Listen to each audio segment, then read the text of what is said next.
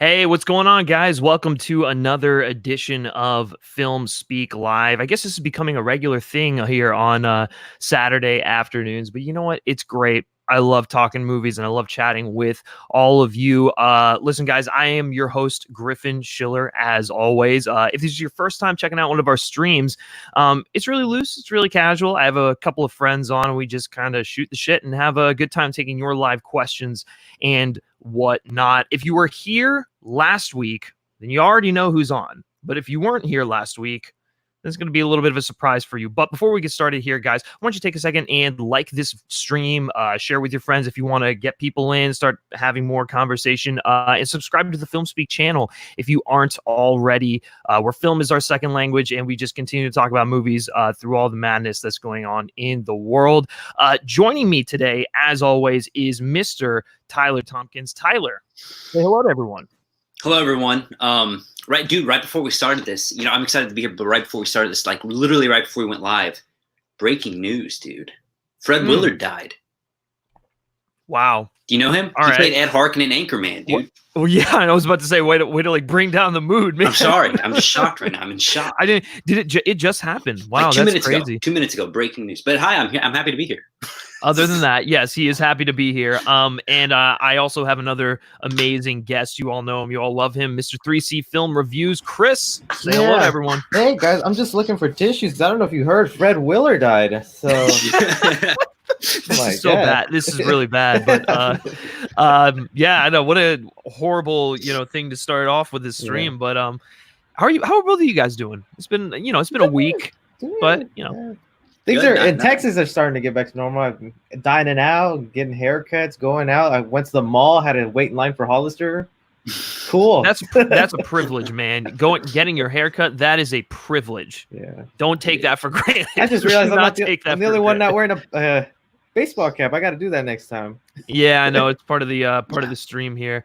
But yeah, we see we got a lot of you guys in the chat. Listen, we're gonna try and get to all of your questions as fast as possible, but we also want to take time to answer them appropriately. So we usually get a little bit behind, but that's just the way this thing goes. If you want your question answered immediately, the super chat option is available to you. It's not required, but obviously we do greatly appreciate it if you choose to go that route. All right, let's get into some of these questions. Well, actually, before we get into some of these questions, what have been some of the things you've been watching lately? I know Scoob came out, and so like Chris and I, you both have watched. We both watched Scoob. I know Tyler, you've been kind of late to the party on that one. So, but just Tyler, what have you been watching? Yeah, so in terms of TV, I just started Dave on, which is Little Dicky's new show, which Chris has seen. I don't know if you've seen Griffin. I haven't. No, I need to. Yeah. Super funny. Chris, you like it, right? Oh yeah, dude. I like it better than Atlanta. I really like the direction of it. I was just so bummed when it all ended because I felt like it went by so fast. Big Little Dicky fan. I love what they did with the show. I'm glad you're watching it, man. You liking it so far? How deep are you in? Yeah, I'm only on episode 3. I started it last night, but I'll probably finish it either today or tomorrow because it's only 10 episodes, 25 minutes a piece, like so easy. It's good stuff. Yeah, so I watched that. I just finished Outer Banks on Netflix, which was you've been raving about that one. Yeah, I watched it in like 2 days. Have you seen any of you seen that? No. I was hesitant to. I was afraid if it was like a 13 Reasons Why tone type style show with teenagers, but if you'd like it, I'll give it a shot. Yeah, it's good. I warn everyone, it's super cheesy. Like it's so cheesy, but for some reason it works. Like I just thought it was really fun. And in Defending Jacob, of course. And then in terms of movies, like the only new thing I've seen was Big Time Adolescence, the new Hulu Pete Davidson movie, which was pretty good. Yeah. I've heard good things about it. I still have yet to check out Big Time Adolescence, but I've heard like pretty good things about it. I'm really looking forward to The King of Staten Island. It made me even more excited for that movie. I can't wait for that. Yeah. And it's so weird because like I'm not a big fan of his, but like I don't know, the movie, it just looks like really genuine and personal. So I think it'll translate well. But anyways, kind of going off of this topic of what we've been watching recently, James Mark asks, did you guys watch Scoob? And yes, Chris and I have watched Scoob. You can find my thoughts over here on the channel. Well, actually, I don't know if I'm going to put a card there. I might put a card there afterwards, but you can go search on the channel. I have a review out for Scoob. I just, quick cliff notes here. I thought it was cute. It was charming. It had some issues, and I mean, like with many animated films these days, I'm just not a big fan of like the tropes that come with them, like the flashy colors, the just like super kinetic energy when it's unnecessary, and just like the pop songs and like outdated humor. But like for the most part, I did enjoy myself with the film. It was a fun adventure, and especially the integration of the Hanna-Barbera characters. I thought it was done really, really well. But Chris, what do you think of Scoob? I think maybe I came out a little slightly more disappointed than you. I did find some enjoyment out of it. I actually, the cast did win me over because I was very hesitant with that voice cast, Zac Efron, and all these other people involved. But like straight into the movie, I get used to it. I guess I was hoping for more classic Scooby-Doo, a more focus on the gang, and like for a majority of the movie, they are split up, and they play on that trope again of Shaggy and Scooby have to prove themselves part of the team. See, it's that like trope has been like played to death when it comes to Scooby-Doo. It's like, we get it. They're the misfits and they don't do a lot, but they're the heart of the group, and ultimately they contribute more than you realize. It's like, I saw that in the first Scooby-Doo movie, like the live action Scooby-Doo movie. I saw it in like the second one. Yep. I've seen it in like many of the animated ones. It's like, can we move past that and just like, I don't know, just accept it. Yeah. That's what I was hoping for. And they never focus on like Fred, Velma, or Daphne. They're just there as background noise. And it's like, I wish the group, like we got more of the group dynamic, and maybe in a sequel we can see them explore like I don't know, Velma or like Daphne something or Fred. Like, or develop like the other characters. But like, for sure. Speaking on that, like I could still see kids enjoying the hell of it, and that's the target demographic. So even if I liked it or not, they're hitting that demographic. But something I was talking to you about, and I'll even throw it to you, Tyler, so you could be involved since you haven't seen Scoob yet, is like with VOD being this new thing, especially like VOD. I can't remember the last time other than Trolls where like a movie was marketed heavily with commercials and banners and posters everywhere for a movie that released digitally. Should VOD numbers be released publicly, like box office numbers? Because I think it's kind of weird that we don't know how it compared to Trolls, or does that make sense? No, I agree. Yeah. I think if this, I wouldn't necessarily call this the new norm because I don't know how long it's going to last. But since Universal they're kind of taking charge and releasing all of these movies. Like The King of Staten Island is next. I think Universal, I think they released the numbers for Trolls. I hope they release them for King of Staten Island. And I would hope Warner Brothers would say what Scoob made. But if they don't, maybe that's key for it didn't do good. I don't know, But I do think that would be my guess. I mean, I have no doubt that the movie is going to perform well as a VOD film, especially when you take into account it's the weekend. Parents are trapped inside with their kids, looking for something new to watch. Trolls has been out for like over like 2 months now, or maybe just a month now, and like people are done with that one. Onwards on Disney Plus, but that movie's been around for a while. People have probably already seen that. Let's get something new. Scoob is a perfect opportunity. It's Scooby-Doo. It's characters like the parents know and love. It's characters that kids will love as well. And then like there's some like nice little Easter eggs and elements in there for older fans of the series as well. So it's like it is that perfect movie to hit VOD. So I'm sure it'll do well. I think that they should release the numbers, and they probably will. I can't imagine them not. I think Trolls didn't they?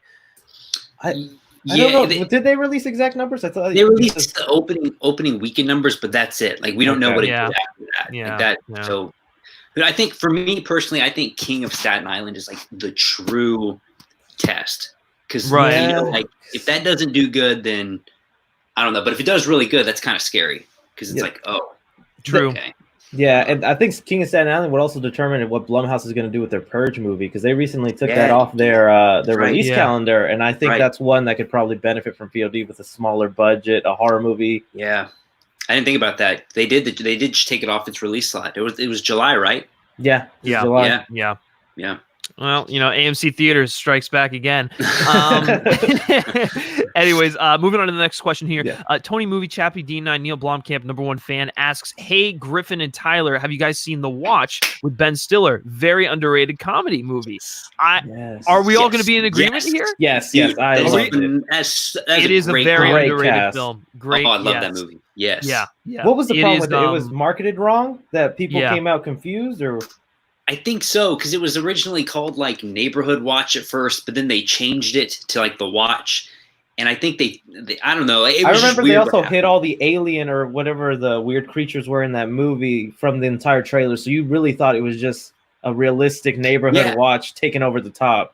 Because I remember I saw it, I was like, "There's what?" Like, it's really it's weird. Like I don't know, like I guess like a lot of the things that I've seen like people like critique it for is just not being funny, and I'm like, I thought it was hilarious. It was like hilarious. Very underrated, great cast. I love Vince Vaughn in it too. Yeah, Vince Vaughn's the best. He's hilarious. Oh, and then the guy, I think his name was like Marcus in the movie or something like that. The guy with the glasses. Yeah, the what's IT his name? group guy. Yeah. I know who you're talking about. His name. He was so funny in that movie.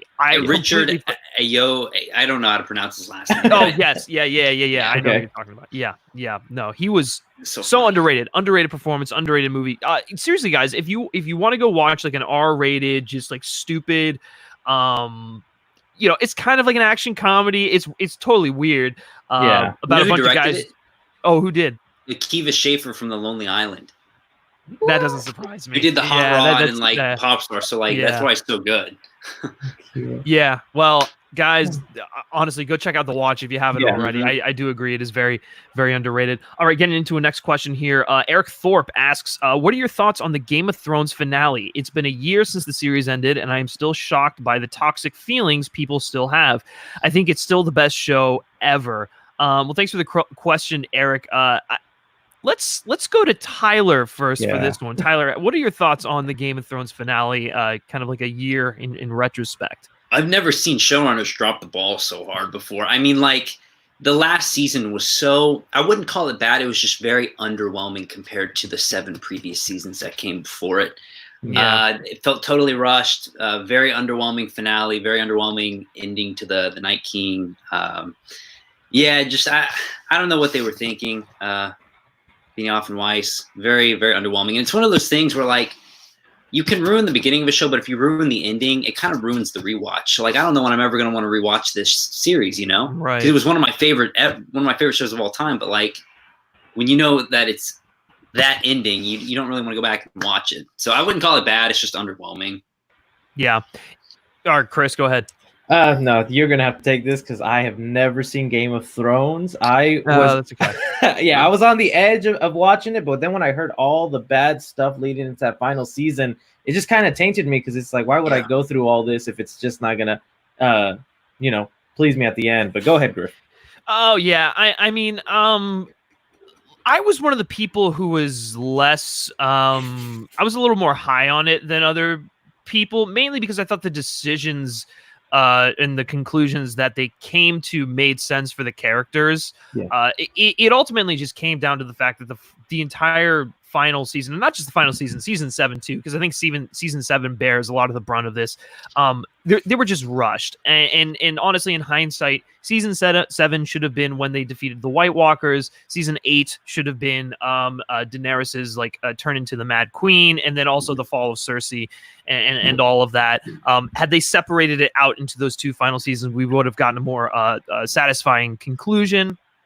That being said, I don't know. I mean, like outside of the White Walker storyline, everything kind of wrapped up the way I assumed. I thought character arcs were fulfilled the way that they should have been. But that being said, the White Walker stuff was atrocious. It was such a colossal letdown. Especially that the episode, The Long Night. Like that's what killed it for me. Like it was just like the build up to the night, like that's what, like you said, I can see why they went the way they went with certain characters like Bran becoming the main guy or whatever. But like the Night King, like, dude, come on, like you're building up to that was so bad. Show. Yeah, like, that was so bad. Yeah. Like in the episode itself, I legitimately could not see what was going on in the episode. It was just so underlit, and I understand part of that was purposeful, but it was just a horrible creative decision because it all the intensity and the tension just went out the window because it was like, well, I can't see what's going on. I'm checking out, and listen, Ramin Djawadi's music, excellent. The actual build up to the way the Night King was killed, cool, but everything before that was awful, and it just was a major letdown on in every sense of the word. And so season 8, while it's not great and it's probably by and large a disappointing finale, there are worse series finales out there. Believe me. Have you seen Dexter? It's awful. One of the worst. So I'll leave it at that. So, okay, going into more questions here. Lewis13AFCB asks, is Capone better than Fantastic Four? Now, I think all three of us have actually seen Capone, correct? I have now. Okay. Oh, you saw Chris. Chris. Okay, cool. Yeah, Chris, I will start with you. Is Capone better than Fantastic Four? That's hard to say, because with Capone, I can't say there was a large chunk where I was like really enjoying myself. I found it to be a drag almost all the way through, where at least with Fantastic Four, I did have that better half, the first act, where I was like actually into it and actually invested in the characters, and I liked the scary direction of these new heroes they were going with. So I would have to go with Fantastic Four was better. I agree. Okay, Tyler. 100%. Fantastic Four. Really is interesting. Yeah. Okay. 100%. As much as I hate Capone, at least it's a cohesive film, and is the singular vision of its filmmaker. So I think immediately it's better. Also, I just think as questionable as Tom Hardy's performance is in there, it's probably better than anything in Fantastic Four, because again, second half of that movie, I don't even know who these characters are anymore, and things just like it just becomes a Frankenstein monster of a film. I will agree with you that the first half of Fantastic Four is actually really interesting up until they get drunk and go into the negative zone or whatever. That's absolutely stupid. That is one of the dumbest things I've seen in a comic book movie, or maybe in a movie ever. Like that's how the Fantastic Four get their powers, really. But like after that, man, it's just like the movie's unwatchable in my opinion, just because there is no cohesion. And like Capone, while it meanders and there's really no through line of a story, and it's just torture porn, literally torture porn for the audience. Like it is unbearable to watch. At least it's more ambitious, and at least it feels like a movie in that regard. So I think Capone is far better than Fantastic Four, even though I dislike both films a lot. So, yeah, I'll go with that one. Okay, Jan Satcher asks, who do you think should replace Amber Heard in Aquaman 2 if she would be replaced? I'm not 100% sure they're going to replace her, to be honest with you.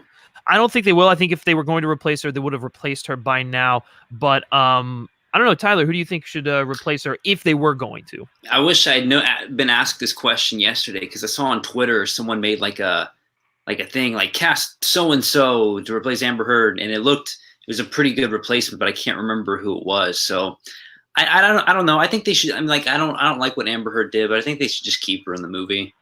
I don't think they're going to take her out. So I mean, yeah, I think that's probably fair. I don't think they're going to take her out either, but yeah, I don't know, Chris, if they were to replace her, who would you like to see take over? Yeah, I also agree saying I don't think they're going to replace her. I think they're just going to let it fly by. If anything, they'll probably just give her a smaller role, where maybe she has like, I don't know, what's a rose number of scenes in Skywalker. But I think if they did, we're not going to get another Birds of Prey movie, sadly, it looks like. So I would actually want to marry Elizabeth Winstead, just because I want to see her more stuff. Yeah, that'd be a good one. Yeah, I like her. Yeah. I actually disagree. I think we will get another Birds of Prey. I hope so. I just don't know if we will. I mean, I think it made enough money. So? It was well received critically. Yes. I don't know about the masses. I still can't get a gauge on whether like general audiences liked that movie or not, just because like the loudest voices are always the negative ones, so it's really hard to kind of determine that. But I think we'll get a sequel, especially because Warner Brothers wants more like interesting and diverse projects. I think it's possible. I'd watch it too. I absolutely love Birds of Prey.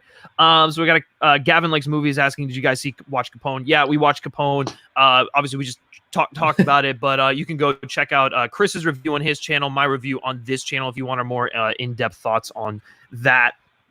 Okay, this one's actually interesting because we're coming up. Actually, I think we just passed the 5th anniversary of Mad Max Fury Road.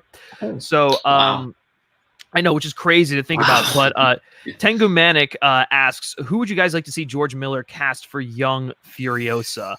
I think that the two people that they have right now that are rumored to be the front runners for this film are perfect. Anya Taylor-Joy. Yeah, literally, you cannot pick a better young and up-and-coming actress right now.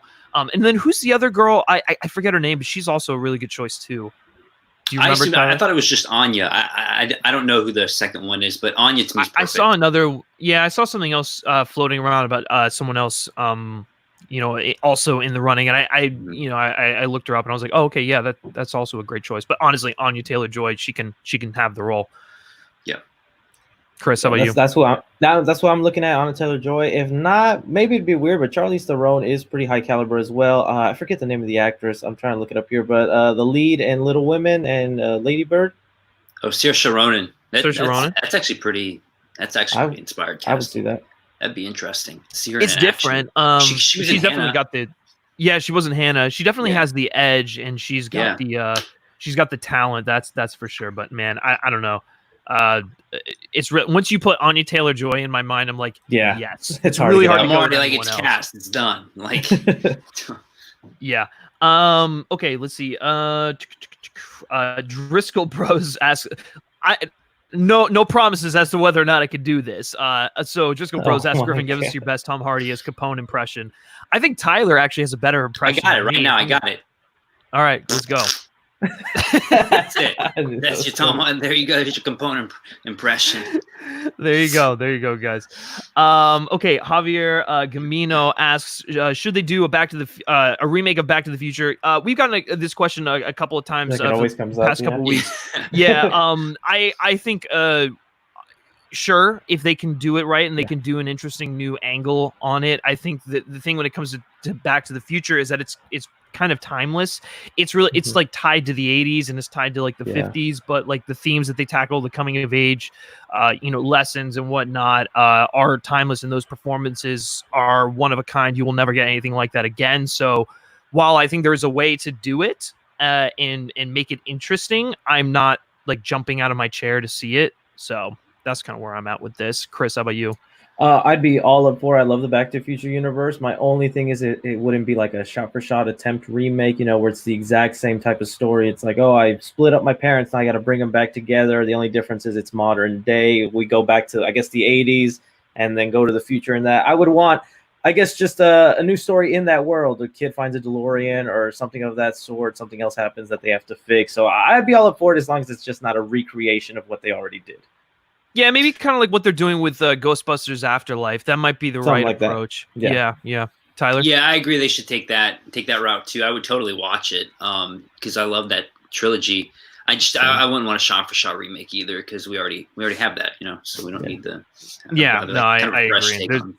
Yeah, it's like you're never gonna get Zemeckis in his prime doing this again. You're never gonna get that performance out of Michael J. Fox and Christopher Lloyd. It's like, why? Just no. That being said, if they took the Ghostbusters Afterlife route, maybe it could be interesting, a nice companion piece rather than like a complete overhaul of it. Okay. Deep in the Film's Core ask, what's your favorite movie of all time? So mine, I am pretty vocal about this. Mine is Inception. I think Inception is an absolute masterpiece. And it's actually coming up on its 10th anniversary, which is insane to think about. I adore that movie to pieces, and it's one of those really formative theater going experiences where I watched it and I was just like, oh, this is what movies can do, and it still blows my mind upon every rewatch. But Tyler, how about you? Me, it's I have three that are like inseparable, which is kind of cheating, but I like all three of them a lot. Whiplash, The Shawshank Redemption, and The Count of Monte Cristo. So those three, like, they're just inseparable. So. Yeah. Chris, do you even have one? Is it Child's Play? No. It conveniently, since we just talked about it, it is Back to the Future. It's probably as cliche as it comes. And so many people have that as their favorite, but it's just that movie that you could have endlessly on a loop, or if I see it playing on TV, it's like I gotta watch it and finish it all the way through, no matter where it's at. So Back to the Future for me. It's a good one. It's endlessly rewatchable for sure. Okay, this is actually a really interesting one because it'll take me a second to think of some. But Patrick Preston asks favorite movie screenwriters. I don't know. I think it's really as cliche as it is for me. It's really hard to beat Aaron Sorkin. It really is, just because I love the cadence of his dialogue and the way in which he writes it. Some of the best movies ever made are fueled by his script. So it's like I kind of like his style, but if I had to think of, I don't know, that's tough. I like too. I just recently rewatched Wind River. I think Taylor Sheridan's one of the best. I always get excited to see what he's doing. Yeah, he's really good. Probably as cliche as it is, I mean, even though I'm not a big fan of all his movies, I have huge amount of respect for Quentin Tarantino. Just to be able to write a 20-minute scene that just involves your character sitting down and you captivate the audience almost the entire time of that conversation, I think is like something that most people never get to achieve throughout their career. Yeah. I think the best example of that is literally there's like two sequences in Inglourious Bastards, which are just like all dialogue, and yet you're on the edge of your seat waiting for something just unbelievable to happen. It's the opening stuff with Hans Landa, and then the stuff with Michael Fassbender in the bar. All dialogue driven, all really intense, and it shows like what you can do with an excellent script. So, I'd say PTA too. Oh yeah, PT. He doesn't get enough credit as a screenwriter. I would say. I think he's an excellent screenwriter, but like everyone always goes more towards his directing and understandably so. But all great choices. I'm glad none of us said Chris Terrio or J.J. Abrams. So or Kevin Smith. Kevin Smith. Mike Media Inc. What is your guys' favorite Pirates of the Caribbean villain? Mine is Davy Jones, but I love all of them.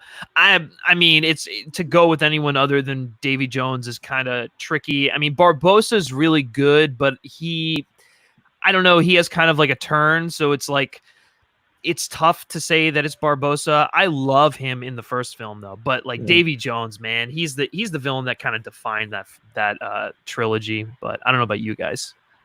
I haven't seen the Pirates. We talked about it last time when we were talking about the female reboot. I need to get onto them, but I'll see eventually when I watch them.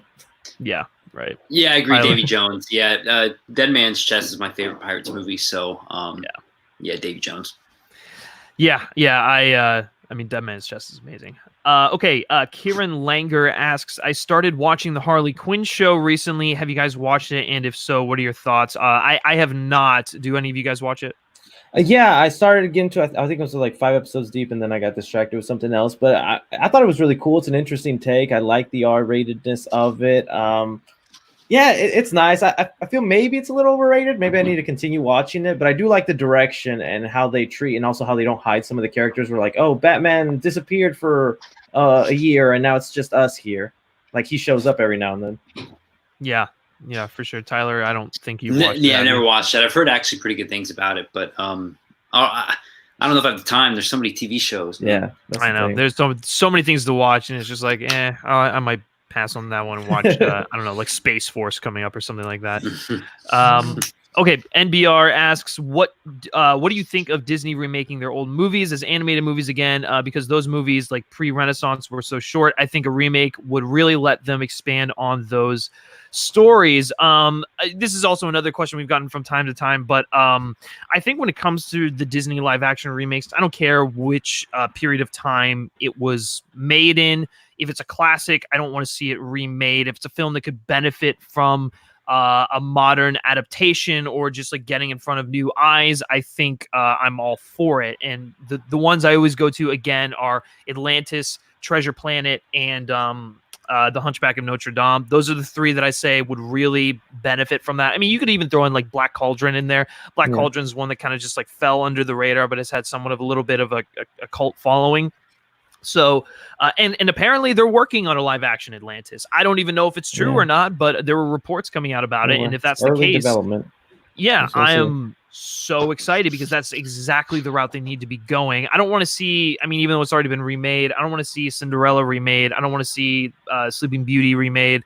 I don't want to see like Snow White and stuff. Like we've got, keep the animated ones the way they are. Let kids find them and discover them for what they are, and then do original content, or if you want to do live action remakes, do it of films that where it, like they could actually benefit from it, but I don't know, Tyler, what are your thoughts on this?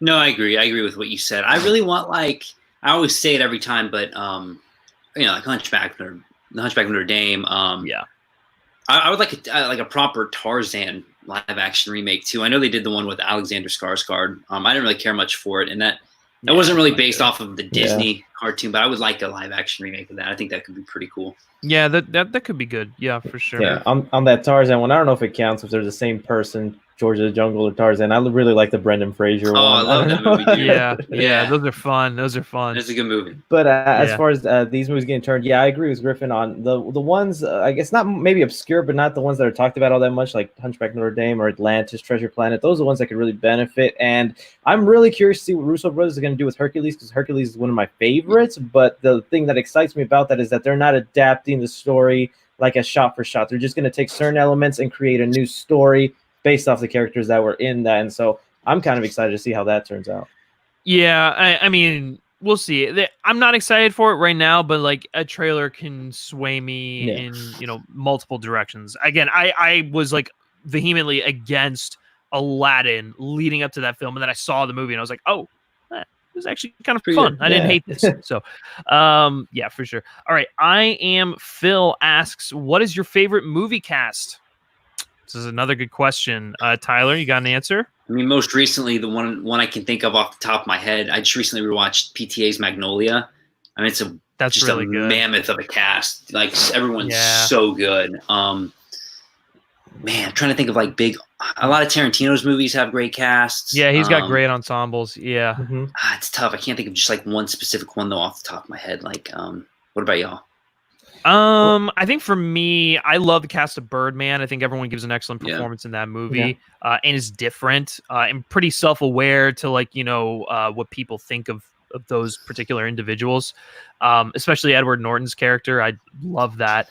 I mean, again, it's really hard not to go with like big franchise films, but like the Harry Potter films, those were some of the best casted movies I've ever seen, because everyone just like effortlessly slipped into the roles, and grew with the characters. Like no one could have predicted that. Like when you cast young Daniel Radcliffe and Emma Watson and Rupert Grint, you had no idea what you were going to get. Like, I don't know, 10 years down the line or whatever, but they all like grew into the characters. They all became phenomenal actors, and it worked. Like it's kind of astonishing that it worked as well as it did. Yeah. For me, I don't know why I leaned towards thinking about a comedy, but I had to go with Anchorman just because that's another good one. Yeah, that's a really good one. Yeah, all great stars, and then you even get small cameos from other people like a Will Smith or a Jim Carrey, Vince Vaughn popping up, which I know maybe doesn't count, but it's still cool to see all those people all in one movie. That's a good one. That's hard to argue. Yeah, that is. Yeah, no, that is a really good one. Yeah, I'm trying to think of like great comedies that have amazing casts, because that's Tropic Thunder, maybe. Oh yeah. Honestly, I was literally about to say that. Tropic Thunder has one of the best casts I've ever. This is the end too. Oh, they're all playing themselves. It's absolutely hilarious. Yeah. But The Departed's also really good. It's not a comedy, but that's a real well cast movie. Yeah, The Departed has an amazing cast for sure. Again, guys, we have a lot of questions in here that we're trying to get to, and so if you really want your question answered, feel free to send in a super chat that is available to you, and we'll get that one right immediately. But it is not required. Okay, moving on to the next one from Dennis S. here, who says, thoughts on Girl with the Dragon Tattoo? Just saw it recently and really liked it. The ending was dragged, though. It's been a little while since I've seen Girl with the Dragon Tattoo, but I loved that movie a lot. I'm really disappointed that we never got a sequel with Fincher directing. I thought, Rooney Mara was exceptional in that movie. Daniel Craig was amazing. I loved the mystery to it. Fincher's really good at creating just really unsettling and cold atmospheres, but like this one, especially the fact that it takes place in like what is it, like Sweden, Norway, something like that. It's one of those Nordic countries, and the fact that he's able to just like make the environment come alive in the same way as like the characters, it's really effective, and it plays into like the unsettling mystery of the whole thing. There's a lot of really difficult to watch scenes in that film, especially the stuff between oh God, what's her name? Well, Rooney Mara Elizabeth. And sorry, thank you. Yeah, Elizabeth and that sadist of a guy that she has working for. I mean, that stuff's like brutal. That's really unsettling. But I loved it. I think it's one of Fincher's most underrated films. How about you guys? Go ahead, Tyler. Yeah, I think it's one of the best crime thrillers of all time. I think it's just absolutely phenomenal. Probably top 3 Fincher for me. That is a great movie, and I'm so sad we're never going to get a Fincher sequel to it. I know, man. Yeah. I'm like, why? I never got what some of the hate was. If it was just some of the uncomfortable scenes, or was it just the diehard fans of the foreign Dragon Tattoo viewers? But I really dug it. I thought it was awesome. I don't think it was a drag. I think it did well with the slow pacing of it. Yeah, I agree. Yeah. Yeah, and for me personally, like I think it's almost like a 3-hour movie. It goes by pretty quick for me. Yeah. I think so too. Engaging. Yeah. And Trent Reznor and Atticus Ross's score is amazing. Oh, the Immigrant Song, dude! Like the Immigrant Song cover. The trailer is amazing for that movie. If anyone remembers it, like you should go back and watch like the teaser for it. It's so good. Yeah, no, it's amazing. Listen, Fincher does like crime thrillers and serial killer type explorations better than anyone else. So like this is just like right up his alley, and it's a shame we'll probably never get any more of those, because then the one came out with like what's her name, Claire Foy. It's not that good. Not good. Yeah. Okay. Deep of the Film's Core asks, most underrated Pixar movie. Mine is Cars 2. What? Yeesh. Sorry. That is a bold choice, man. I don't know if I'd consider that movie underrated, but I'm glad you like it, because someone has to. Yeah. I don't know. Tyler, do you have actually before I go to you, Tyler, I would say I'd say The Good Dinosaur, because it's not a bad movie by any means. But no one ever really like goes back to it or revisits it or thinks it's like, anything special. And story wise, it's kind of simple. It's got a nice heart to it, but like it's not really the most memorable film. But the animation, man, is so striking, so cutting edge. Really set the precedent going forward for Pixar movies. And so it's just a delightful film, and I love the dinosaurs, and I love how he kind of goes on this journey, and then it kind of becomes like part of a Western towards the end with the T-Rexes. It's just fun. It's a fun, genuine, heartfelt movie that I don't think gets enough credit. But Tyler, what about you?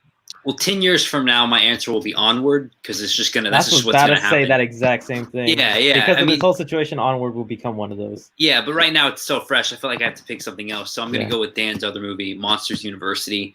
Okay. I think it's better than Monsters Inc. I really like that movie, and it doesn't get enough love, in my opinion. But Onward, I think, is probably going to be the main answer later on. Onward's a good choice for sure. The one I would go with is the one I don't hear people talk about, but I super enjoy, Bug's Life. I really, that was my next one. Good one. I really dig Bug's Life. If not, I think WALL-E is appreciated on the level it should be, right? If not, it definitely is. Yeah. Okay. Then Bug's Life.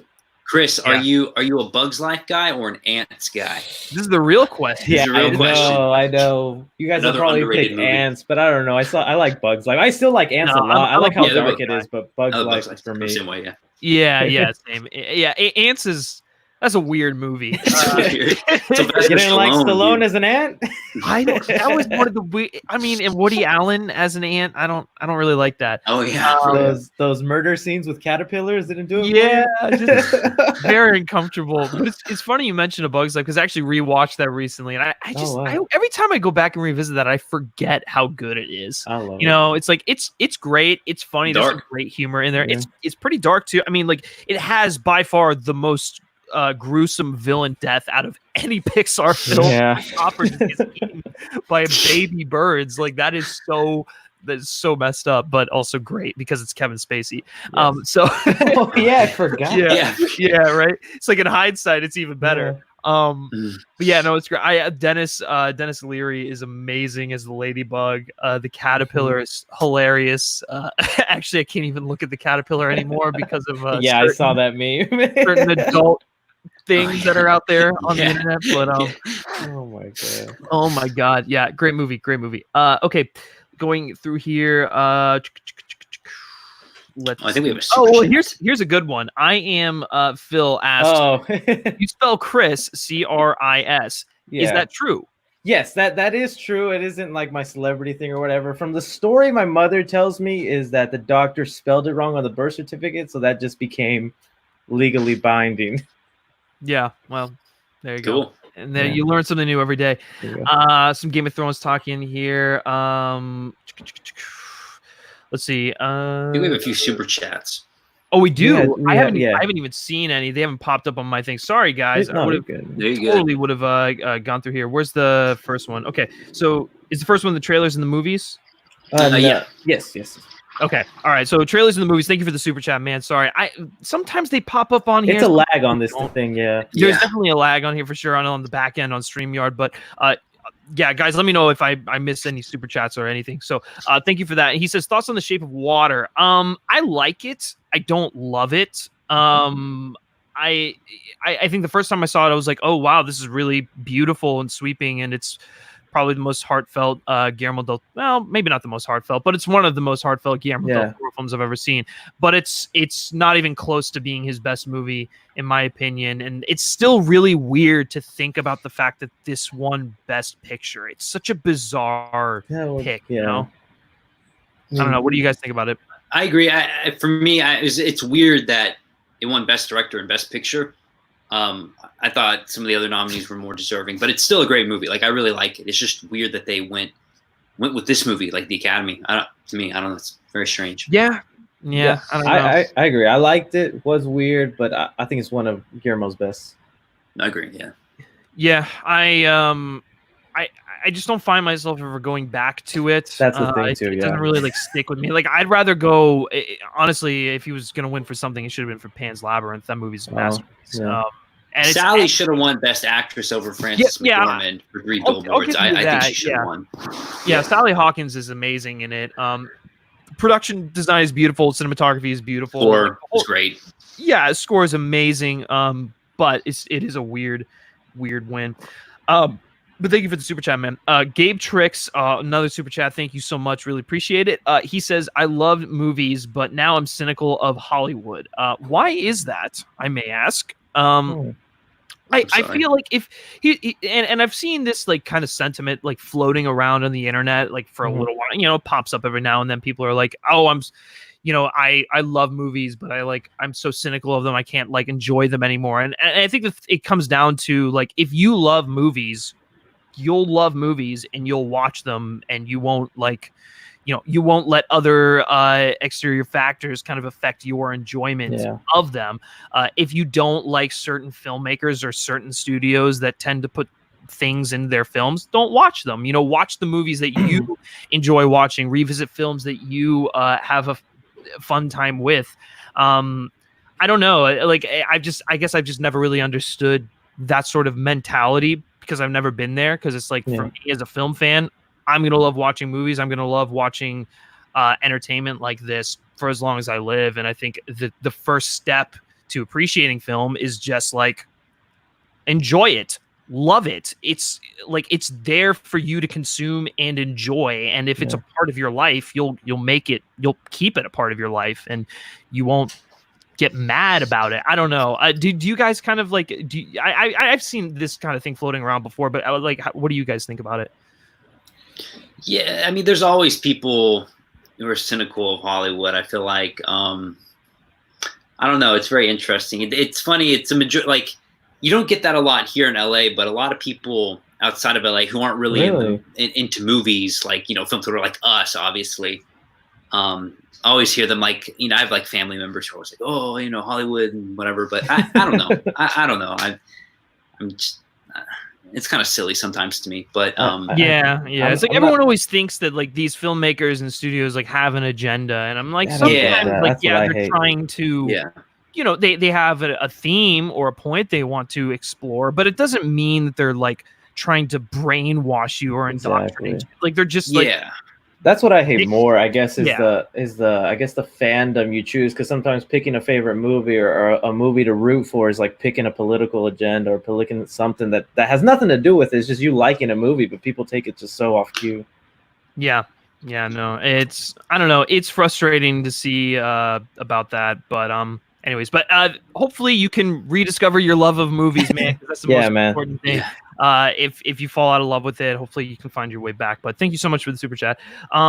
Eli Taylor here, going back up to the questions. Got a lot of them, guys. Like I said, trying to go through them. So if you do want us to just like immediately get to your question, super chat is available to you. Eli Taylor asks, how do you feel about Robert Pattinson spitting in the face of Batman? Oh man.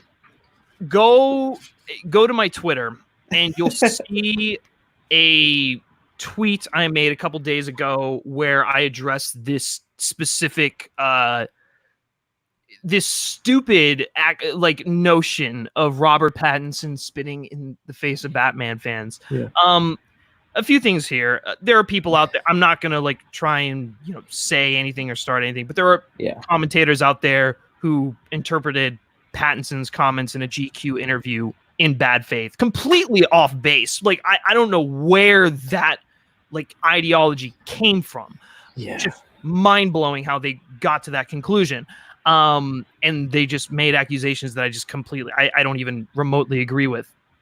Two, if you go and you read that GQ article, you'll see that Pattinson is messing with the interviewer the entire time. And if you take that a step further and you go and watch any of Robert Pattinson's interviews, the guy thrives on just having a cheeky, sarcastic time during interviews. And that's just him as a person. He's very he's quirky. He's just like you and I. He kind of just messes around, and he just likes to have fun. He's got a dry sense of humor. He's British, for God's sake. Yeah. So him, making the comments about working out and I don't know, why do we have to work out now? It's all tongue in cheek. It's all in good fun. There's nothing no reason to ruffle your feathers about it. First of all, the guy is already in great shape. It's going to be excellent. Mm-hmm. Two, whether or not take these comments 100% seriously. It has no bearing on his performance as Batman, and 9 times out of 10 you can't even see the muscle that he's put on because the suit is already padded and has muscle definition in it. So it's it doesn't even matter. Thirdly, let's go take a look at Michael Keaton in 1989, Mr. Mom. Kilmer, George Clooney. Jacked. Does George Clooney look buff in those movies? No, it doesn't. Yeah. It has no. And maybe George Clooney is a bad example because that was a bad movie, but it has no bearing on whether or not he's going to give a great performance. He's going to look good. I mean, his suit is made out of fucking military grade armor and stuff. It's going to be okay, guys. Right? He's not spitting in the face of Batman fans. Yeah. He's being sarcastic. He's being cheeky. He's being Robert Pattinson. He's having fun with an interviewer, which is what he tends to do. And for anyone to even remotely take these comments seriously is just it shows a sense of entitlement, and it shows that we don't know how to have fun with people just kind of poking fun at common tropes in comic book movies nowadays. So I don't know, a little bit of a rant there, but I've seen this pop up so many times this week. I'm just guys, is this where we're at? Is quarantine really just fucked us up this bad to the point where we have to take this weird, just cheeky comment that Robert Pattinson made and run with it? So I don't know. I'll throw it to you guys. Chris, what do you make of this whole thing? Yeah, I mean, because I wasn't the biggest Robert Pattinson fan until I saw him in Good Times, and then I saw what he became of himself and how he really transformed for that movie acting wise, and I started following back on his career and going through some of the interviews just to get an idea of the guy. And he's a very sarcastic, dry-witted person. I made a video about it just because I just saw so many people really thinking it was real and that he meant this, and it was weird. And obviously, we know the commentator we're talking about, and it sucks because I kind of looked up to that commentator because I followed him for the longest time. But I'm sorry, Griffin, don't hate me, man. Oh no. Same. I completely agree. I mean, big influence and inspiration for I think all of us in this space for sure. Yeah, and also if you even go back to that magazine article, I feel like a big chunk of it was laziness in quarantine, because he took those photos himself of laying in the corner with a can of bean open, cereal open. It's he's obviously awesome. Yeah, it's all joking, making his microwave explode, all that. Come on now. I can't wait for the first trailer. Just one line of dialogue, and all these Batman Robert Pattinson haters are gonna flip around. And they're really going to dig what he's going to do. I hope so, at least. Yeah, for sure. Tyler, do you have anything to add?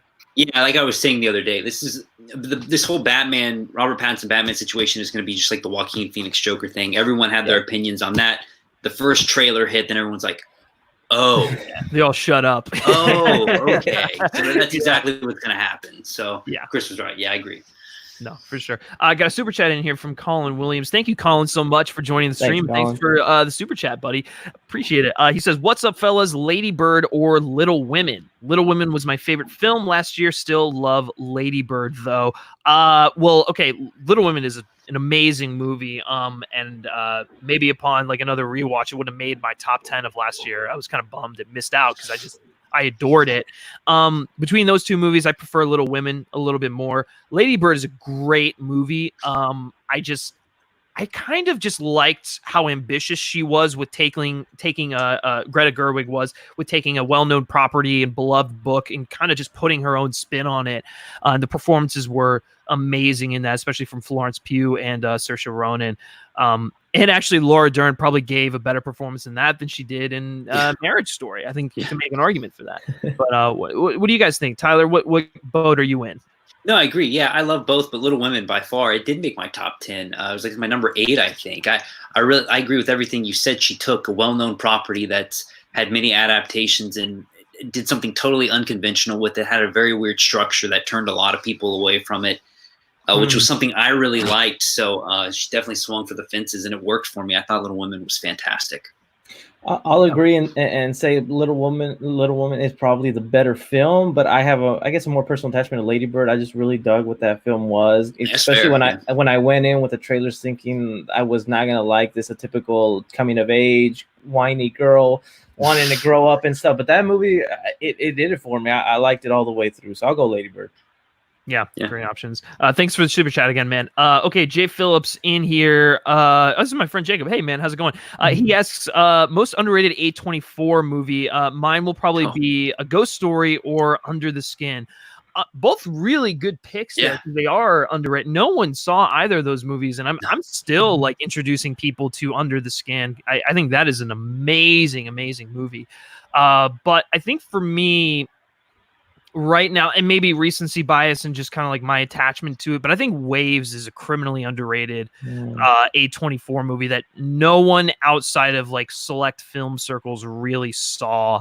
And it's interesting because it has the makings to appeal to a wider audience. You have Sterling K. Brown in there, you have Lucas Hedges in there.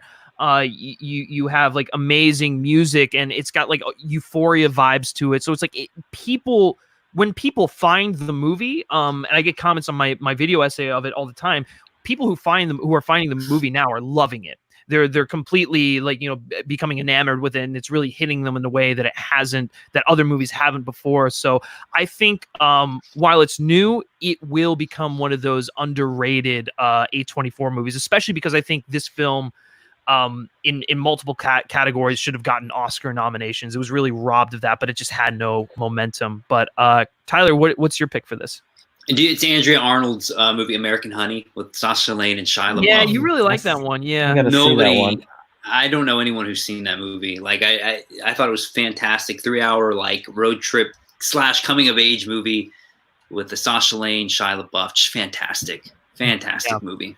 I'm surprised, Griffin, you didn't say Under the Silver Lake there. I thought that would be... Under the Silver Lake is very underrated. That'd probably be my number 2. That's like a super underrated movie. Yeah, it's up there. It's I don't know how many audiences people actually would like that. Yeah. Like, it's underrated for a reason. I don't know if like general movie-going audiences would dig it. So yeah. Other than that, I mean, did mid-90s? I don't think mid-90s got the appreciation. I think it was hot for that weekend it came out, and then no one's ever talking about it again. I mean, Jonah didn't even get any sort of awards recognition, I think, that year for it. So, but mid-90s, I really dug that. It was great. Yeah, mid-90s is also really, really good. I was really expecting that film to like find more of an audience than it did, but anyways, Sharonda Payer-Waite is in here. Hey, Sharonda, how's it going? Hopefully you're still in the chat and got to see this, but hope you're doing great. She just actually put out a great interview with Kumail Nanjiani and Ray for Lovebirds. Yeah, she got to talk to them for that movie, and it was awesome. Really, really good. So Oh, definitely yeah. go check that out. Check out her channel. She does some great content over there. Jacoby, this is going back to a question we were talking about earlier. That's who it was. Replacing Amber Heard. Someone said Jacoby says Teresa Palmer to replace Amber Heard for Aquaman. I think that's a good, probably good pick if they wanted to go that route. Let's see. Okay, I can't really answer this question, but I'll throw it to you guys. John Early says, do you like the Flash as a character from the comics, or did the CW Grant Gustin Flash make you a fan of the character? I thought he was talking more about the CW when I initially read that, but the comics truthfully made me a fan of the Flash, and you know through the multiple story arcs there, and then like obviously I loved him in the Justice League animated series. Flashpoint animated movie, and then when we get to the Grant Gustin, CW show, I did enjoy his interpretation of the character, for like 2 seasons, and then I kind of stopped watching the show. But I've always been a fan of him, outside of like television and stuff like that. How about you guys? Yeah, I mean, I think the Flash should have been one of those characters that had a big movie by now. I think back to weird that he hasn't. Yeah. I think back, it's weird now that characters like Captain America or the Hulk are bigger than like a Flash or some of the main rosters on the Justice League, when I thought those were the legacy or like the legendary heroes that should have been made into movies already. But yeah, the comics are great. I also only stuck to the Flash for like 2 seasons. Then I just never got back to it, and now it's like way too late for me to get into it. Yeah, Tyler, do you have any strong opinions on the Flash? No, I like the Flash, but the only one I've ever been attached to was Kyle Gallner. He played a character named, I think it was Bart Allen or something, in Smallville. I was a huge Smallville fan back in the day. Yeah. And that's the only Flash I've really actually liked and had somewhat of an attachment to. But I've never watched the CW Flash or the Ezra Miller Flash. Like, he's okay. I don't really have an opinion on him. I'm okay if they recast him. Yeah, me too. Yeah, I honestly hated his interpretation of the character, and kind of a weird pick. Yeah. He's an even worse person, so that's love that. Blaze Sawyer asks, if they were to make another Mad Max movie, would you rather it follow an older Mel Gibson as Max, or would you want another Tom Hardy Mad Max movie? I think I love both. That'd be cool. Either is really could be interesting, and the great thing about the Mad Max movies is that they're all anthology, so you could have a film with an older Mad Max like that takes place way down the line, and then also do another Tom Hardy Mad Max film, and just like kind of you watch them in a different order. So I'd be down to see both of these ideas. I think it could be interesting. I fall more in the camp of a Tom Hardy one myself. I think that's what I would want to see over Mel Gibson. I would love both, but like I think there's a way you could put Mel Gibson and Tom Hardy in one movie. That's what I would like to see. Well, let's hear it. Were they ever given the same name? I don't think that his name is Max in Fury Road at all. Yeah, so you do. His name is they say Max Rostecki in the credits first of all, but then also do they ever say it in the movie? Like, does Furiosa ever call him Max or anything? Yeah, she calls him Max. Yeah, or he says his name is Max. Is he? Oh. I can't remember. Just a coincidence then? Yeah, I don't know. There's a way to do it. And I want to see it. Yeah. Okay. Here's a good one. Okay. Zaya asks, would you rather the Oscars create a stunts category or a voice motion capture performance category?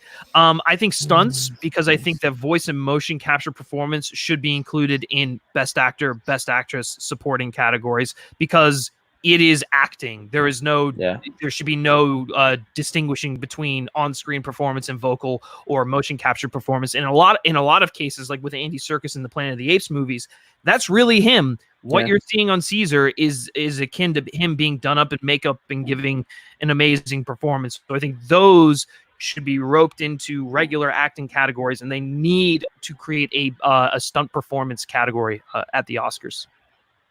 Yeah, I'd be curious to see how like a stunt performance would work. Is like, would you take like someone like a Tom Cruise one year and nominate him for what he does in Mission Impossible, or would it be mainly the people hired as the stuntmen? I think you would have to just nominate the movie, and then it would include like, I'm sure Tom Cruise would be part of it, but then it would include the actual stunt performers and the the people working on those big stunts. Because yeah, you're right. I mean, to just nominate Tom Cruise for best stunt performance is not really fair, you know. Yeah. In my mind, it would always be like the stunt coordinator who would win the award, who like choreographs all of it. That's how I think it would go, and I think that should be the one they should add, because I agree with what you said. Like the best motion captures acting. Like Andy Serkis should have been nominated for Lord of the Rings, you know. So yeah, 100%. Or Caesar. Or Caesar. Well, you can make an argument for Lord of the Rings too, but yeah. Jacoby also asks to you guys, what is a watchable bad movie? Who wants to take it first? Oh so man, there are a lot of them. Yeah. Jeez, I'm trying to think of some. There's a lot. I mean, there's literally so much. I mean, I could just start spitballing. Cat in the Hat. Cat in the Hat. Dude, that's a great movie. Yeah, but I mean, it wasn't well loved. I think people bashed it. The Cat in the Hat. Geez, and think of the other ones. I like the second Scooby-Doo movie, Monsters Unleashed. Yeah, both of those. Honestly, both of those movies I don't think are very good, but they are fun to watch. Yeah. Yeah.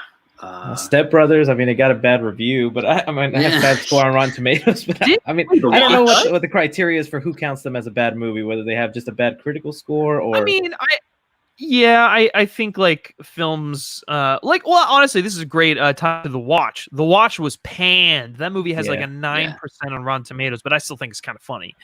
I think it's really funny. Yeah, so, Catch That Kid. I don't.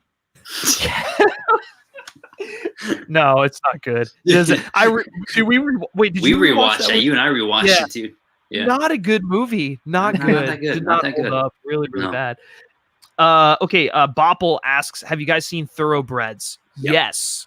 Yeah. Yes. I have not yet. Tyler has strong opinions on Thoroughbreds. It's great. Oh, really? Yeah, I think it's a great movie. Corey Finley, that dude. I mean, he just did Bad Education. He's one to really watch. I think he's about to be like a pretty big director. I think he's going to be directing some huge Oscar movies in the future. But Thoroughbreds is great. He comes from a theater background, and you can tell with that movie, it's very the blocking and staging, like it plays out very much like a play. So really good movie, awesome score, great performances. Great score, yeah. The two amazing performances from Olivia Cook and Anya Taylor-Joy.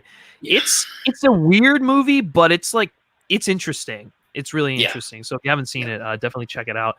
I Am Phil asks, what was the worst casting you have seen? Oh, I would say most recently for me, Brie Larson as Captain Marvel. The casting doesn't work. Really? I don't like Brie Larson as Captain Marvel. Up controversy. I'm sorry. I can't get into it. I don't know why. Really? Yeah, that's interesting. Jennifer Lawrence as Mystique.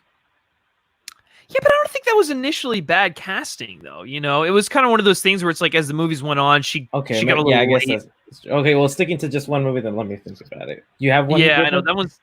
I honestly don't. Bad casting. I'm trying to think of like someone who I like just thought was horribly miscast in a film recently. But your opinion on Jesse Eisenberg as Luther? Oh, that's pretty terrible. Yeah, honestly, that's some of the worst casting I've ever seen. Yes. But I've kind of softened up on the portrayal a little bit. The more I rewatch that film, I still think I really do think he's. I got one. Cast. I just googled it, going through Google Images, seeing one, and see how you feel about this. Paul Giamatti as Rhino. I love it. It's perfect. It's such good casting. Don't even give me that. It is. He is so fun in that movie. He is hamming it up. He's chewing the cedar. It's amazing. The only complaint is that we didn't get enough of him. I love him. Maybe if we got more, I would have liked it. I just didn't like how exaggerated he was with it. This is what I'll say about Paul Giamatti as Rhino. He knew exactly what he was doing. Yeah. Paul Giamatti knew exactly what he was doing. Yes, he did. Yes, he did. I wanted to see more of that. That was so good. Okay, Tony Movie Chappie D9 Neil Blomkamp #1 fan asks, Chris Columbus for me is one of the most underrated directors in my opinion. He's one of those guys where I hope that he makes a comeback in, because sadly the last movie I saw from him was Pixels. Yeah, Chris Columbus directed Pixels, and that's one of the most just a weird movie. Bizarre career decisions I've ever seen. Well, he's got an opportunity coming up, because his next movie, supposedly, if we ever get it, because Blumhouse has been very secretive with this, is his project Five Nights at Freddy's, that adaptation. That's his thing that he's working on that he's still attached to, as far as I know. And and Jason Blum this year did say it's still in the works. It's still coming. They're just finishing it Columbus up. Is Five Nights at Freddy's, huh? Yeah, that could be like, honestly, that could be like a Gremlins or like a like Small Soldiers kind of thing if they do it right.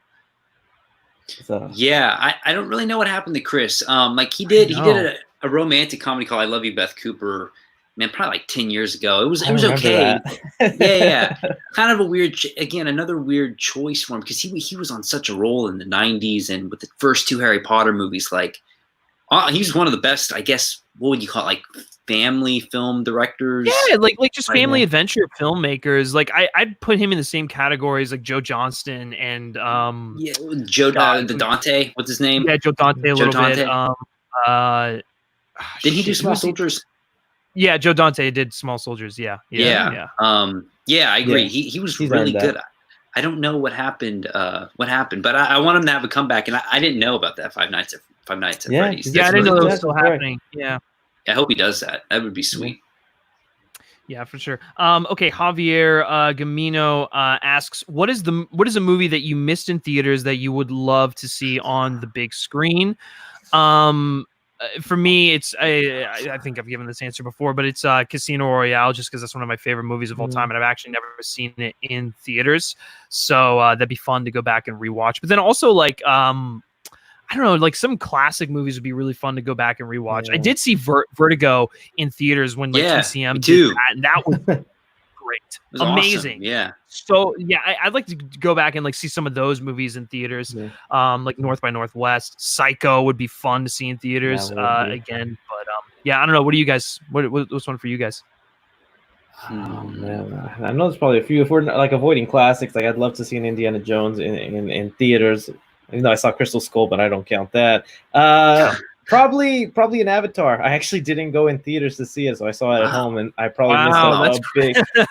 But you know they're gonna re-release it, so I'll get my chance to see it. Yeah, no question. For me, I don't know. I probably the one I missed. It's in my top 10 movies of all time, and I watched it at home. Is The Place Beyond the Pines. I didn't see that in the movie theater, so I'm pretty bummed I missed that. But great movie. Great movie. Yeah, that is a good one. Okay, moving on here. I'm trying to find some more questions. Sorry, guys. Also, just take this opportunity if you want your question answered immediately. The super chat is available to you. Otherwise, we're going to try and get through some of these as fast as possible. I know we're a little bit behind here. Here's a good one, actually. UMER515K says Charlie Kaufman is easily my favorite screenwriter. Charlie Kaufman's really good. He just what was the last movie he made? Was it Anomalisa? I think so. Which was good. That was a good movie. Yeah, super underrated. Yeah, Anomalisa. Yeah. And then he did Eternal Sunshine. He wrote that. I mean, come on. One of the best movies ever. Okay, Kieran Langer asks, have any of you seen The Endless, starring and directed by Justin Benson and Aaron Moorhead? Last time I checked, it was on Netflix, but definitely one of the better films I have seen in my life. Can anyone comment on it? I've seen it, yes. It's good, super low budget. Those two directors are really good. They haven't really broken into the mainstream, obviously, but they have another really good movie called Spring, which you two should see. It's really good. That's the best movie. I did check out The Endless. I didn't know what to expect. It was very low budget, but getting past that, the story is really unique. I like it. Thrilled, and that's a good one. I'm curious to see what else they'll do. You said Spring? Yeah, Spring is great, dude. You should definitely check it out. Yeah, I like those directors. They're really good. Cool. Okay, going through here. Rob Forsey asks, what's your favorite movie so far in 2020? Mine's The Way Back, followed by The Invisible Man. I think for a lot of people, it's going to be between those two films. For me personally, it's The Invisible Man. I think that's just a modern horror classic. Honestly, it's an absolute masterpiece. But what do you guys? Is it the same for you? Yeah, Invisible Man. Yeah, 100%. One that sticks out to me. Yeah, there's no way it's leaving my top 10. Like, there's no way. Yeah, especially just given the way the year is playing out, I'd be shocked if anything, if anything beat it. But okay, let's see. More questions here. Here's a good one from Zaya. He asks, what was your favorite Best Director nomination at the Oscars? For me, it was Christopher Nolan for Dunkirk, because he should have been nominated like countless times before then, and that he finally got one for what I still feel to be his best directed movie. It feels great. He honestly should have won the Oscars. So that's mine. I would say most recently one I can think of that I was really happy about that I didn't expect, because most of the time you can kind of predict what's going to happen, was PTA for Phantom Thread. That was like a total curveball. That was a nice awesome, surprise. bro. Yeah. Yeah. We got nominated for a lot. Yeah. Picking through here, I can't think. Was James Mangold up for? I think he was for Ford v Ferrari, wasn't he? Yeah, I think so. Yeah, that's probably one I would. He's good. I like Mangold. Yeah, that's a good one. Okay, Zaya also gives us, he sends in a super chat. Thank you so much, man. Really, really appreciate that. He says, one's got to go, 2010's action films, Skyfall, Mission Impossible Fallout, Mad Max Fury Road, and Winter Soldier. You know, as much as I love all those movies, I think it's really easy. Winter Soldier gets I agree. Yeah, it is true. It's I like was scared someone was going to say Fallout. I was like, please don't. No. Oh, absolutely. Oh, no, absolutely not. And I think the reason why is you have to look at the other films and you have to look at the impact that they had, right? Mm-hmm. So like Skyfall showed that you can have like an auteur filmmaker create like an indie action movie and people will love it. Like it's just like that movie should not be possible. Like it should not exist, like and be as popular as it is, but it is. You get an Academy Award winning filmmaker in there and you get something like that. Mission Impossible Fallout and Fury Road. Fury Road showed that you can just like go fucking bananas with your just action movies. It just showed show up at the Oscars. It show up at the Oscars, show that like, you know, these amazing performances, these amazing set pieces, all done practically in camera. I mean, like Fury Road is groundbreaking in that regard. And then Fallout in a similar way, but, you know, just it took just like, you know, action and stunts to new heights, literally to new heights with the helicopter sequence. And the mission movies just kind of seem to outdo themselves with each and every one. And Fallout is, you know, it's, for me, it's the best one, but you know, obviously just because of what it does. So yeah, I think, and Winter Soldier is good. It's an excellent movie, great hand-to-hand combat. It's the best in the MCU, probably one of my favorite comic book movies, but like it's, I don't know if it's necessarily influenced anything, you know? I agree. Yeah. Okay, let's see. Going back in here. Sorry, my computer's a little laggy here, but try and get to some of the questions here. Oh, good. Sharonda is still in here, and she's joining the chat. I'm happy to see that. Okay, Jay Phillips asks, who would you like to see star in the next Safdie Brothers film? I don't know why, but Ray Romano really sticks out to me. It's a good choice. Yeah, Ray Romano would be dope. That would be a good one. Do you guys have a you know, guy or a gal that you'd like to see show up in the Safdie films? Because they're on the theme of picking comedians right now. I guess I would like to see a Jim Carrey just for another good dark performance. I need to see this now. I gotta see it. Awesome. I gotta see it.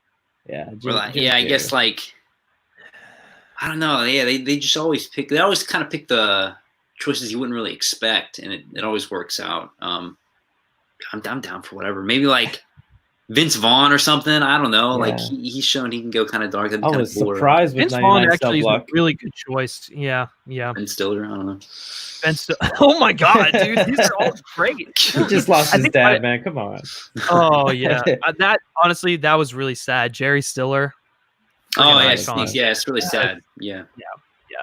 But I think the great thing about all these picks is that they're comedians who have done like more serious roles before, so like you know that they can handle it. It's just we're not used to seeing them like that. So I Vince Vaughn is perfect because he's like right in that kind of transition period of starting to do more serious films. I still recommend Brawl and Cell Block 99 to literally everyone out there. And Dragged Across Concrete. They're both awesome. Yeah, Dragged Across Concrete. That one yet. Awesome. And then, you know, Ben Stiller he's always towed the line between being, you know, a comedic actor and serious. I know that dude's got something dark brewing because, like, this is gonna sound stupid, but Heavyweights, he plays kind of a funny, crazy dude. But like, I think that guy can go to some dark. Dude, places. I love Heavyweights. I'm so happy you brought that. No, up. Dude, that's great. Yeah, it's pretty good. Okay, Ryan Comu asks, love this channel. I think I'm the only person who enjoyed Capone. Hey, listen, dude, more power to you. I'm glad you dug it. Yeah, and you're not alone. I have seen quite a few people out there who enjoyed kind of just the fever dream of it all. But he asks, what is your favorite Tom Hardy performance?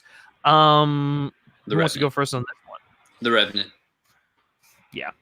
Revenant? Yeah, it's fine. I'm glad he was nominated. He probably should have won. I can't remember who won that year, but no question. Like he absolutely should have won for the Revenant. He's really good. Yeah, I guess that's a good one. Mad Max, I can't say that's really performing. He was silent most of that time, but he did great. really good with that. The thing I love about Tom Hardy is he's able to emote and show a lot with just his eyes. And I mean, we've seen him do that with Bane. We've seen him do that in Dunkirk and Mad Max. So it's like the guy's a very versatile actor. I'll also throw out Bronson as another great performance from him. Yeah, really just kind of. He's gonna be called The Drop. I don't know. I don't know if y'all have seen that, but he's really good in that small little thriller, crime thriller. Okay. He's good in that. I haven't actually seen that. Cool. Okay. NBR asks, what do you think about the Percy Jackson Disney Plus show? I grew up loving the books, and I can't wait to see the show. I hope it redeems those awful movies. So, speaking of Chris Columbus, he directed the first one. I kind of like the movies, dude. I like them both, honestly. I think they're both pretty solid. Yeah. I didn't hate the first one. The second one lost me a little bit, so like I'm okay with them redoing this, but I really did, had Chris Columbus done maybe like the first two movies or the first three or whatever, or maybe even the whole series, I think it actually would have it would have turned out a little bit better. Me too, but I'm glad that Rick, what is it, Riordan or the author? Yeah. I'm glad he's writing the series because I think ultimately that kind of bodes well for how it's going to turn out. Yeah, I hope it's not cheesy. Yeah, that's what I was about to ask. What direction do you think they're going to take with it? Not saying that it'll be as cheesy as like a High School Musical, but do you think they're going to treat it like their Marvel and Star Wars properties, where maybe it's a little more mature, or they're going to aim it straight to the kids? I hope, man. I really don't want it to be like High School Musical. Have like a super, young kid. I don't want like a super young kid to play person. I know he is a young kid in the book, but like I would rather them go the mature route. Kind of like what they did with the first movie, because that wasn't really a kids movie, like young. No, there's some dark in there. Yeah, there was some darkness in there. Sorry, a little bit of a cough there. Corona. Eli Taylor asks, who would you like to see be the next Bond after Craig? I've always said Richard Madden would be amazing, especially after watching The Bodyguard, which if you haven't seen Bodyguard, go watch it immediately on Netflix. It is amazing, and all of the awards recognition it got when it came out was well deserved, including his like Emmy and Golden Globes wins. But that's my pick. Who do you guys have on your list? It's kind of a weird choice probably, but there's a new show on Hulu called Normal People. And, you're going with that guy. Yeah, the guy who plays Connell, Paul Mescal. He's a younger guy. He's about 24. And in a few years, I think he'd be great. I think he'd be a great choice. He's got charm. He's from Ireland too, so he's already kind of got an accent or whatever. Mm-hmm. That'd be really cool. I think he'd be a great choice, and he could play the character for a long time. I could see it for sure. Do you think with the next one they will race bend it at all, or they're going to keep it same British dudes? I like the throwaways of Idris Elba being it. Yeah, Idris, I would have been down for that, but I think he's just too old now. If they wanted to, cast a person of color, I think like Henry Golding would be perfect. He would be so good, man. Like he's got the confidence, the charisma, the look. If they weren't going to go with Richard Madden, I actually think Henry Golding might be my like second choice right now. He'd be good. I'd go with two. This is a weird pick. Dev Patel. I think he could pull it off. Yeah, I've seen Dev thrown out there a few times. He'd be interesting. I'd have to see, what happens. But I don't know. He definitely has the acting chops, that's for sure. So we'll see. Okay, Red Panda asks, what do you guys think is the best year for movies of the 21st century so far? My pick is 2014. Okay, so that's like the past 2 decades. That's tough, but 2014 is an excellent year. Great year, dude. There's like Whiplash. Yeah. So many good movies that year. 2006 was another really good year too. 2010, it might be 2010 because that was like the best Oscar, like best picture lineup of one of the best of all time. Yeah, I agree. 2010 is so good. Chris, do you have one? I need to be visual, so I need to look to see for a year here. I'm trying to. Yeah, it is hard. You know, and to be fair, 2019 was also amazing. Especially the indie movies. Yeah. That's tough. Agree with you guys. Let's see. I'm kind of scanning through here. Guys, keep sending in your questions. We'll try and take a few more here. Where is the okay? Chat is being really glitchy right now for whatever reason. Okay, Zeke Gonzalez on Zaldi asks thoughts on Her with Joaquin Phoenix. I watched it for the first time last night with my girlfriend. I absolutely adore that movie. I think it's beautiful. Spike Jonze is an amazing filmmaker, and Joaquin Phoenix gives one of his best performances in that film. I just love how it's shot. Like it's such a visually pleasing movie to look at. Very soft, warm colors. So yeah, I don't know. Great movie. What do you guys think? I really dug Her. I thought it was good. Maybe for me it was a tad bit long, but I really dug it. Yeah, Scarlett Johansson's also really good in the movie too. She's amazing. Yeah. For sure. Great movie. We got another super chat in here from Zaya. Thank you so much, man. Really appreciate that. Last super chat, he says favorite movie fight scene. Easy for me. That's tricky. It's tricky because it doesn't have to be like it's not an action scene. It is a fight scene, so it's like Yeah. For me, it'd be the Mission Impossible Fallout bathroom scene, the fight scene. It's so awesome. Like it's probably my favorite action scene of all time. I love that scene so much. It's really good. Man, I don't know. I That's got to think a lot of like Jackie Chan stuff, just because I always loved his unique style of combat in film and using objects around him. Even like some of the rush hour stuff was really cool. John Wick 2 was cool too. Between Common and Keanu Reeves, like with the pins, like it was really cool. Yeah, no, I agree. That one was definitely up there. I mean, my God, all of the John Wick fight scenes are great. The one where he beats the guy with the book is amazing. And but I again, probably recency bias, but like the one where between him and Common is honestly that's my favorite action sequence in the entire series. Me too. So, yeah, me too. Yeah, for sure. But thank you so much for the super chat, man. Great question there. So, okay, John Early asks, what are your thoughts on Don John, the Joseph Gordon-Levitt written and directed film? So underrated. So underrated. I don't know why he hasn't written in. I wish he would have done the Sandman thing because he was supposed to direct that. I don't know why JGL hasn't directed anything recently. I don't know. From what I understood, and who knows if this is all true, because I love Joseph Gordon-Levitt. I want to see him so much more stuff. Me too. Yeah. But if you put together the works he's been in, where he's a pretty starring role, they underperform. So I guess he just didn't have the star power they wanted for the Sandman. But Don John was like, I thought it was going to break out for him, and he's going to do a lot more of that type of stuff. Yeah. It was a great movie. It was well reviewed too. It really good. Yeah, super funny too.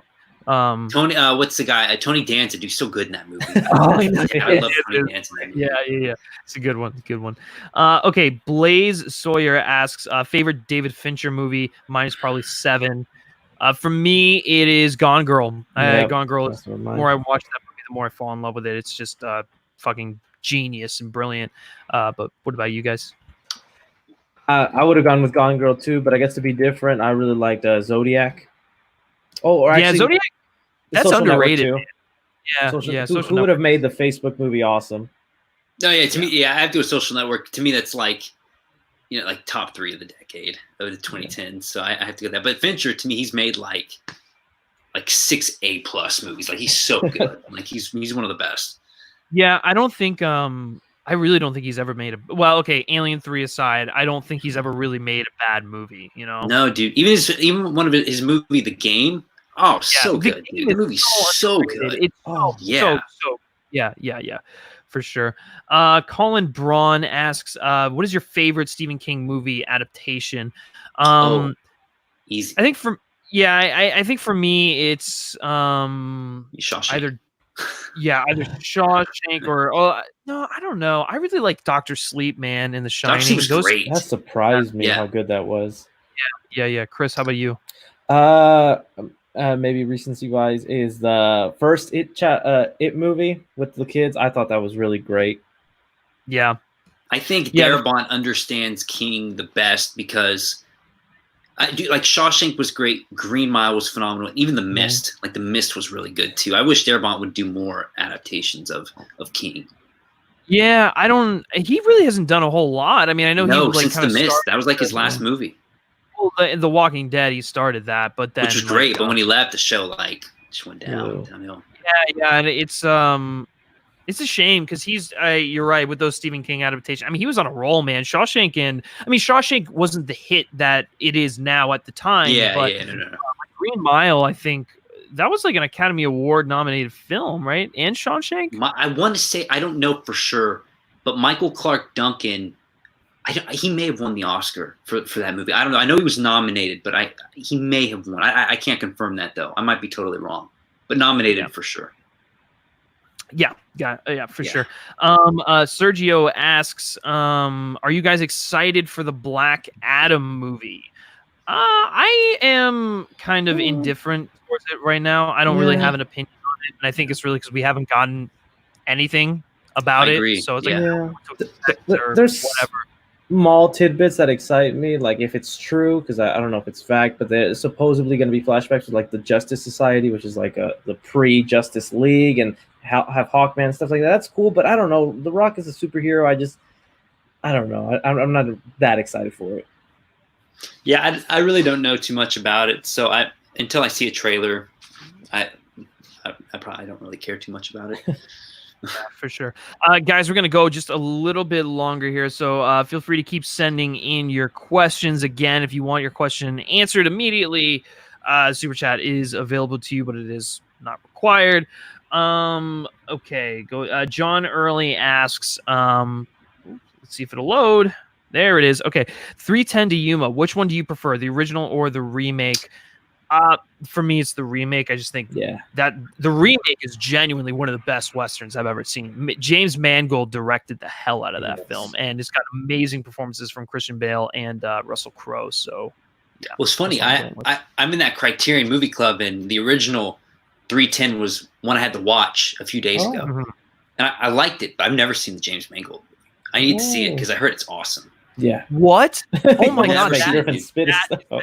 That's the biggest shocking revelation of the entire day. Are you kidding me? No, I love, and you know how I feel about Logan. To me, that's one of the best superhero movies or comic book movies ever, and that's kind of a Western. So I've got to see the remake.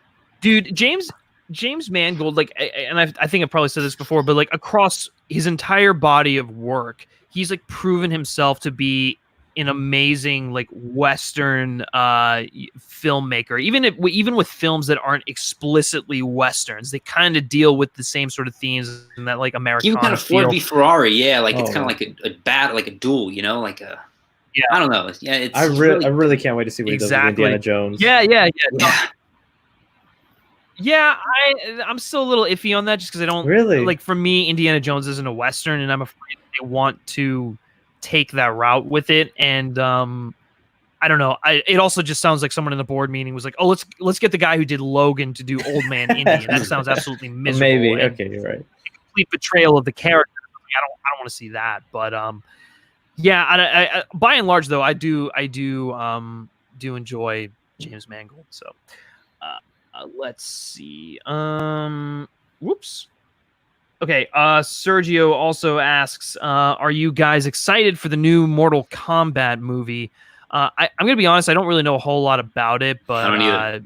I don't know. Mortal Kombat isn't necessarily my big thing. Yeah. So I don't know. Maybe Chris, you can talk a little bit more about that. Yeah, I know a little bit. I've done a few videos on it. I like the cast they have involved. It's gonna have a low budget because they're going for that R rating. So I guess that's what I'm super excited for, because they're saying it's gonna be bloody and it's gonna go for some of that more traditional stuff in there. It does have a January release date. Who knows if January still means dumping ground? But like, I am actually really pumped for it. Have you seen the original movie, Chris, or no? Yeah, the first one. I didn't. Is it good? I've never seen it. Is it good? If you saw it as a kid, if you tried watching it now, it'd be a real hard watch. Okay. Yeah, that's kind of what I've seen. Like, it's one of those movies where it's like if you grew up with it, then like you love it, but if you didn't, it's just kind of like Super Mario Brothers. Yeah, I guess. Yeah, well, except Super Mario Brothers, no one in their right mind likes that movie. Like, if you like that movie, I feel sorry for you. Tony Movie Chappie, he asks, hey, Griffin and Tyler and Chris, do you think that Marvel will ever do some adult animation movies or TV shows like DC has done with some of their movies and TV shows? So they used to. I think one of the best ones they ever did was the Doctor Strange animated movie. Really, actually, surprisingly good. I mean, they have like animated shows on Disney XD and stuff like that. Like, I don't know, like Spectacular Spider-Man was one and whatnot. So it's like they kind of have stuff. It isn't as good as the DC stuff. And I think it's just because they don't have the right, brains over at, that's probably a bad way of putting it, but they don't have the right people in charge over at Marvel, overseeing those things. And then the other thing kind of comes into play. It's like, well, is this stuff going to be interconnected and whatnot? Because that's whole Marvel's MO.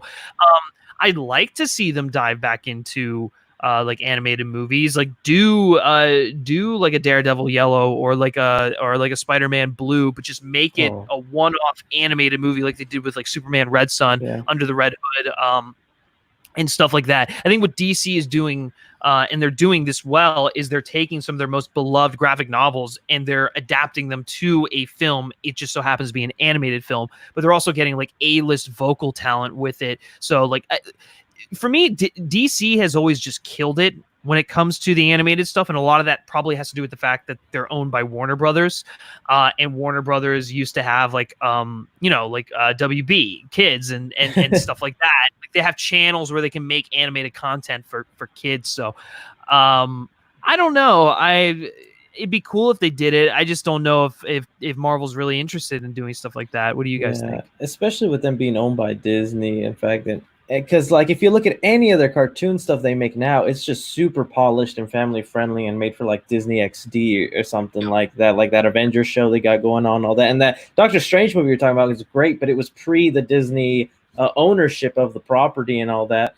I would love to see them do more darker stuff like that, because like Spider-Man Blue, I literally have it on my wall right behind me. I would love something like that to be done. Spectacular Spider-Man, I wish they continued on that series. I hate that canceled so early, but who knows? I mean, I know I want Marvel to dive into just adult entertainment in general. I know they have Deadpool now, but they kind of acquired that from Fox. I want to see them do stuff like DC did with Joker, like take some big swings and make some like, crazy, dark superhero stuff. I think they have so much they could pull from, especially like Daredevil. Like, I don't know. I don't think we'll ever get it though, because I don't see Disney doing that, but maybe one day. Yeah, for sure. One here from Anthony T. What movie or scene made you cry? I mean that scene in Pursuit of Happiness when he gets the job. I don't know, that one. Yeah, that's a really good one. Yeah, I would say for me, this is a Harry Potter spoiler for anyone, but the Dobby's death is like the saddest character death I've ever seen in any movie ever. So I mean, it's pretty sad. I will say this: as much as sad as Dobby's death was, I thought that Hedwig's death was even more sad, because that poor bird, nothing to deserve that. So try and it's literally the messenger. I know, literally just the messenger. To try to ward off the Death Eater that died. Super sad, and it happened so fast. Like that was one of the same for Snape parts of the book. Yeah, it's funny. It goes back to what you were saying about Harry Potter. Like, the reason these deaths are so sad is because you grow up with them and you have a stronger attachment to them. So seeing them die, you're like, oh, feels like someone I know just died. You know? Yeah, Toy Story 3 ending as well. Oh, that one's sad. Yeah, I mean, that's sad. It's sad. It's sad. I don't know, man. I'm weird. I don't really care for Toy Story 3, but he's scared of Lonzo. Lonzo is that. You want to talk about a terrifying villain, man? That's not okay. Okay, Bopple asks favorite Wes Anderson movie. Easy for me, Grand Budapest Hotel. I'm just not a big fan of his, so it's like Grand Budapest Hotel. I think is his most accessible, and it's fun and funny, and there's great performances and great casting. But what about you guys? For me, I too agree. I'm not like the biggest fan of him. I respect what he does, but to me, his most accessible and best movie is Fantastic Mr. Fox. Yeah, that's what. So I guess to be different, because I do like those two as well. Moonrise Kingdom. I can get into that one. Yeah. Sadly, I couldn't either, but everyone loves Moonrise. I love Moonrise Kingdom. Yeah. I just didn't work for me. Yeah, fair enough. Gabe Tricks asks, last night I watched Aliens. What favorite entry in the Aliens universe is your favorite? For me, it is the first movie, Alien. I'm one of those people who just prefers Scott's take on it over Cameron's, even though I love Aliens. I think it's an amazing sequel and an amazing action film. But I've always thought, I've just appreciated the horror angle on it a little bit more thought provoking. And you can clearly see that was kind of the stuff he wanted to do in the prequel films, which I don't hate. I actually enjoy the Alien prequel films for what they are, especially Prometheus. But what's your guys' take on that? The Alien movies? I like Cameron's better. I guess just because I saw them, I guess more as an action movie, but I do agree the horror I think is what I would lean towards now, and I wonder what Disney, now owning Fox, will do with the Aliens franchise. Oh God, yeah, that's true. They like cinematic universe, Predator and Alien, but who knows? Yeah, seriously. Yeah, for me, I'm cheating. I'm weird. Prometheus to me is the best Alien movie, so I would go with that. But if it's between Alien and Aliens, I'd probably go Aliens. Really? Okay, all right. Yeah, but I like both. Over here. That's okay. But Prometheus is like the bomb. I love that movie. Prometheus is good, yeah, for sure. Eric Thorpe, Casino Royale or Skyfall? For me, it's Casino Royale easily. Skyfall for me. I'd go Casino Royale too, but they're both great. Oh, Tyler, yes. Casino's my number one. It's my number one. Alienated. There we go. We're gonna alienate Chris over here on this island. Okay, Dennis S. Gonna take a few more questions here, guys. So send in your. I know I said this a little bit earlier, but like for real this time, send in your final questions. We're gonna try and wrap this up and close it out. Dennis S. asks, what's a movie everybody loves but you don't like? See, I have to pull up a list. I guess most recently. I might get hate for it. I mean, I didn't dislike it, but The Irishman I think is an extremely overrated movie. Yeah, I'll agree with you on that. Extremely overrated movie. I didn't completely love it. Yeah, I don't know what people were like. I thought the aging was pretty bad. I don't know what really. I don't get the hype, but yeah.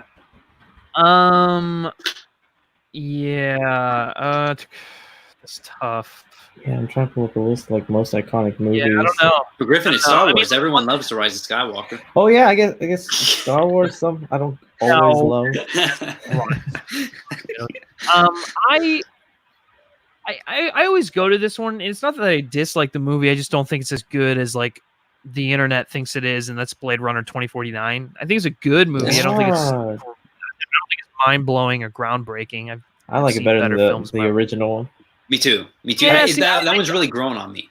2049, but that's fair though, because I used to feel the same way, and a lot of people feel that way about 2049. Yeah. I don't know. It's just it's never really quite done for me. Gabe Tricks asks favorite MacGuffin in cinema history. My favorites are Maltese Falcon, The Briefcase, Pulp Fiction, and The Tesseract. The Maltese Falcon obviously is a great one. That's like the original one, so it's hard not to go with that. Ark of the Covenant and Raiders of the Lost Ark. That's a good one. That's a good one. It's classic, great.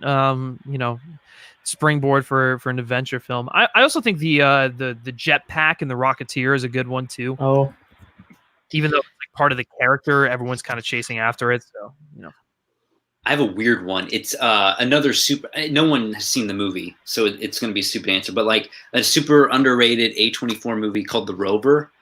That's a great MacGuffin, but I can't say it because it spoils the whole movie. So everyone go watch The Rover. Phenomenal Robert Pattinson, Guy Pearce movie. So good. Absolutely. Okay. Very good. Chris, what do you got? Oh man, I thought you were gonna move on to the next question. You don't have one. Fine, you can say pass, and we can move on. Yeah, pass. Okay. John Early asks, Day and Night starring Tom Cruise. Do you recommend it? It's actually Night and Day as well, isn't it? It's a great movie. Yeah, it's Night and Day. Night and Day was really good. Sorry, yeah, Night and Day. Fun. It's okay. It's fun. You know, I like wanted to like it more than I did. I think Cameron and Cruise are good in it, but it's a little iffy for me. Yeah, I like it. You did not like it? No, I like it. I think it's good. I like it. Quite good. Oh, gotcha. Okay. Woo, geez. Chat is going freaking bananas on my end. I don't know why. There was a really good one that I wanted to pull up. Okay, so Gabe Tricks also asks, he says, Griffin, hear me out. My pitch to Eon for Bond. Henry Cavill is a 60s aesthetic Bond who has to save his father, played by Pierce Brosnan from Spectre, in the vein of Indiana Jones and the Last Crusade. That could be interesting. It could be very interesting. You had me until it became Indiana Jones and the Last Crusade. I do like the I wouldn't mind if for like one film or something like that, just for the novelty of it, of them going back to like the 60s and kind of exploring the Cold War again. It could be fun. And even, you know, seeing Pierce Brosnan as the villain in the film. That's what I was about to ask you. I know. I want to see Brosnan show up as like either M or the villain in a Bond film. I think that'd be a lot of fun. But listen, I think there are a lot of people who'd probably like your ideas. So good on you for that. Let me see. Trying to get a few more questions here, and then we'll close this thing out. Dennis S asks, what sort of audience member in theaters is worse? Children asking questions about the plot or people repeating all the jokes? This is a phenomenal question. This might be my favorite one that we've gotten all day, because I hate both. Yeah. With passion. They are honestly both unbearable. I don't know, Chris, do you have one that hits you a little bit stronger than? Yeah, those two are bad. I think it's the children one would really annoy me, because I would hate constant asking, or like even when you bring someone who's just not that knowledgeable, who thinks you know the future, like, why do you do that? What's going on? Or I hate that. So or the person who leaves a soundtrack after each joke, not necessarily repeating it, but where they yell out, "What? No," or something like that. I hate that.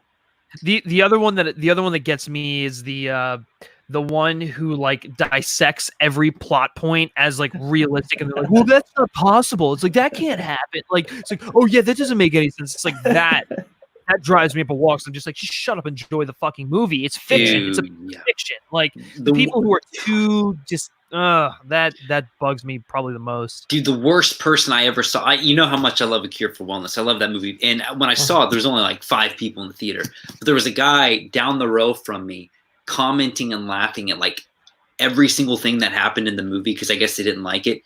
Yeah, I've never been so mad in my life. Like, he almost ruined the entire experience for me. Yeah. It was so bad. It's not good. Yeah. Just a few more questions here. Zeke Gonzalez Anzaldi asks, favorite sports and sports team. I don't think Chris can answer this one, can he? I'm actually looking up the definition of what sports is. I'm not familiar with that. For me, a big hockey fan, so Washington Capitals, and that's me. A big football fan. I like the Oklahoma Sooners college team, and for professional, I like the Saints and the Seahawks. Beautiful. All right, I think I'm going to pick one more question, and then we are going to finally close this bad boy out. Let's see, make it a good one, guys. I don't want to end on a bad one, but I'll answer this one real quick. Certain Vids asks, what's up, guys? Just joined. Any progress on that Amazing Spider-Man 2 video you said you might make? Yeah, I mean, like, I'm in kind of like the research phase. I'm finishing working on an Indiana Jones centric video with Matt Draper. I still have to write a good portion of that. I've just been kind of busy with interviews and other stuff. But basically, it's like an argument as to why Joe Johnston should direct an Indiana Jones movie. But as soon as that is done, I am planning on working on my Amazing Spider-Man 2 video. I'm really hoping to get it done before Alex from High Top gets working on it, because he kind of, he's Mr. Spider-Man, kind of working on all that stuff, and then he kind of said, "Oh, I'm going to start tackling the Amazing Spider-Man films," and I'm like, "Fuck, all right, well now I'm not going to be able to make a video if he does that." So hopefully I'll get that done before he finishes the Amazing Spider-Man 2. But it's in the works for right now. All right, let's see. Any good final questions here, guys? Are you seeing any? I really want to see one. I want to see a good one. We're not gonna close out this live stream until you leave an amazing final question. I'm looking. Come on, guys. What is these? How much more? Chris is like, "Come on, guys. What are you doing?" Just wrote "choose me," and I'm like, "You didn't have a question." Yeah, that's your opportunity. Yeah. More good ones. Let's see. Guys, I need to close out on a good question. You're not going to do me dirty. Okay, I have a question while we wait for the question for you guys. Oh, and actually, okay, you give me that question. Gabe Tricks has a great question to close out on. So, have any of your opinions changed on Tenet? I know they released today that apparently it's going to move to Wonder Woman's date if theaters aren't open. Do you still think Tenet's going to come out the 17th, or do you think it's going to move to Wonder Woman's date? And do you think that's true or not, or what are your thoughts? If it does shift, yeah, it'll move to Wonder Woman's date and then Dune. Yeah. I mean, I have always maintained that Dune was going to get the boot out of 2020, Me too. regardless, just because I don't think things are going to be cleared up. And like, if you look at the fact that 80% of the theaters I think it's 80% of the theaters across the world have to be like open for Tenet to play. I don't know if that's going to happen, man. So I was surprised with the Dune situation, because like with them starting their marketing where they released a bunch of photos, and they still every now and then are releasing a photo a day. I was like, well, I guess that's their determination that they're staying, but maybe not. But also, even if they do open up all of them, they still have that 25% rule of capacity. You don't think that'll affect people changing their dates? If they can only... The thing with Dune that they were hoping to do was that it's literally going to be the only movie playing, so every theater room is just going to be playing Tenet. Yeah. Which would be interesting, but I don't know if that's even, who knows. Yeah. I mean, we'll see. If Tenet doesn't open in July, it'll probably open in August. So I have a feeling we'll probably get it this year. I really do. But okay, so closing out on the final question here from Gabe Tricks. Thank you for this. He says, favorite movie from the year you were born. For me, that's 1995, and I think I go back and forth because I as a giant James Bond fan, it's really hard not to go with GoldenEye, and I love that movie. But man, do I love Heat. Heat is such a good film. Great. So you know what? Today I'm going to go with Heat. Heat is my favorite from 1995. So overrated. Yeah. How dare you? How dare you, sir? You can leave this stream right now. That's so funny. I'm a 95 baby also with you, Griff. We have a great year. I'm pulling it up here. Really, 95 is great. Yeah. I'm gonna have to go with the one that got me interested in Hollywood and finding out more about the actors and directors, Ace Ventura. And When Nature Calls. That's a good. I didn't know that came out. That's awesome. I didn't know that came out in 95. I know it's probably not the most beloved one. I remember me not even liking all that much, but I go back to it more than the first one for some reason. No, I like When Nature Calls more too, like way more. For me, 95 as well. I mean, the obvious choice is Toy Story. Yeah, I didn't go with that. It's so good. But I'm not gonna go with that. I'm gonna go with a weird Tyler choice. Because Toy Story is too obvious. That. This is what I want. I wanted a weird Tyler choice. Yeah, so it's going to be Waterworld with Kevin Costner. Like it's the best. Yeah, I'm going to go Waterworld. Oh my god, that's the definition of movie. Tyler choice. It was great. Yeah, Kevin Reynolds, Kevin Costner, amazing movie. It's not good. It's amazing. It's amazing. It's just not good. Gotta go with Helen. Oh my god. Well. What a way to end the stream on that little bit of nonsense right there. Listen, guys, thank you so much to all of you who tuned in for this. For those of you who asked questions, for those of you who sent in super chats, we really, really appreciate it. Going to try and make this a regular thing every Saturday, maybe with new guests, maybe with the same people. It depends on if you like them or not. No, I'm just kidding. There's a reason I was put all the way to the end, guys. So, well, it just happened to be how I made the graphic. So, anyways, but yeah, it's been a lot of fun. So thank you guys for tuning in. Chris, starting with you, where can everyone find you on the internet? You guys can find me at youtube.com/3cfilms or on Twitter at 3cfilmreview. Always love talking with these two guys. So if you have me back on, I'm always willing. But if not, I'm still going to be watching, leaving little chats in here too. Yeah, and he's actually a moderator, so he can boot you if you are active. But what I will say is that Chris is going to be on the Sean Chandler podcast on Monday. You can look forward to that. Sean and I are going to have a great conversation with him. So, yeah, definitely tune into that. But Tyler, where can everyone find you?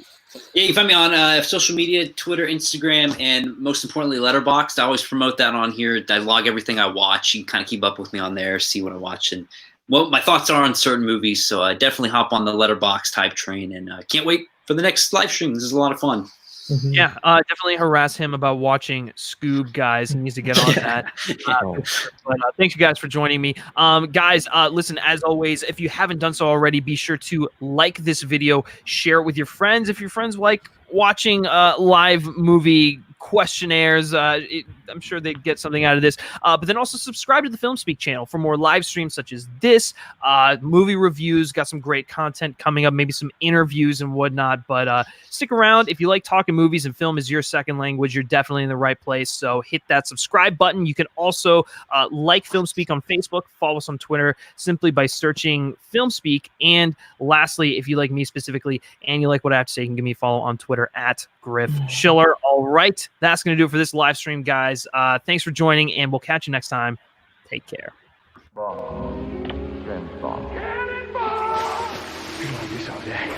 Did you rub my land? 1,000 generations living in now. Here we go.